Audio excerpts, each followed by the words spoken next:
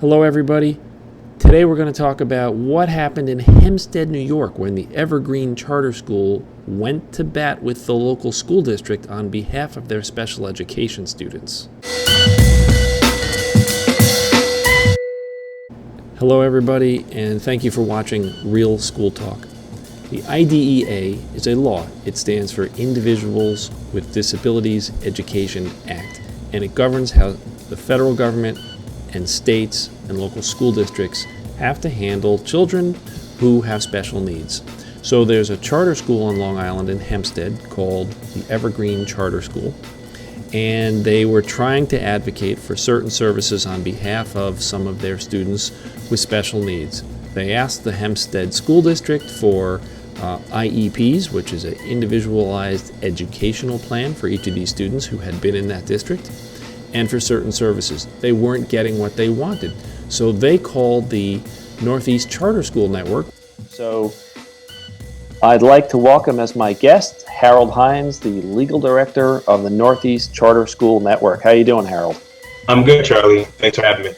All right, well, thanks for coming on here. So the Evergreen Charter School had some special ed students, needed services. They were not able to provide them within the school. They were seeking those services from the district of residence, which was the Hempstead School District, were not able to receive them. And so they called the Northeast Charter School Network. Harold stepped in. What did you do? How did you manage to prevail? Tell us the story. Well, we here at the Northeast Charter Schools Network, it was definitely a team effort, even if my name was officially on the complaint. We talked with Evergreen Charter School about, what they were dealing with, found out a little bit more about their problems, and filed a complaint on their behalf with the Special Ed Office of the State Education Department, SED, and were successful in getting an order against the Hempstead Unified School District by SED, ordering the district to provide these students with special education services and provide Evergreen Charter School with documents needed to better help service their students. So, Harold, charter schools kind of get a reputation for not having enough special ed students or not having the same number of special ed students that the regular districts do, or maybe they get a reputation for not having the kinds of services that the regular district might have available. Where do you think that reputation comes from, and what can we do about it? I don't know. There's a lot of misunderstanding about charter schools out there in the world, especially in the state of New York.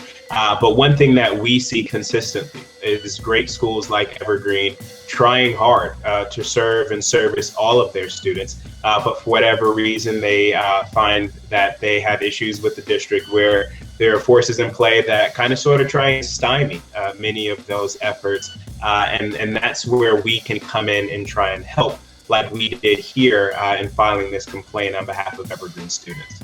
Can you give me an example of what some of those services are? Because I know Sure. Special ed can range tremendously. Absolutely. So in this specific complaint, some of these students were not being provided with speech therapy services, occupational therapy services. There were also students who had IEPs, individual education plans, that needed to be amended, but were not by the district. The students were waiting months to have their plans reviewed.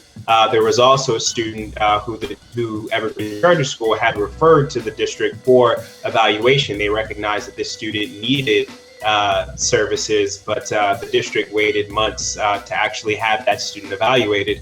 There were also several students who had records, over a dozen students in fact, that the district had not provided to the charter school. These students were formerly in district schools in Hempstead. 3 of those students were students with learning disabilities, and there was a need for them to or for the district to turn over these documents for these students, and they hadn't done that.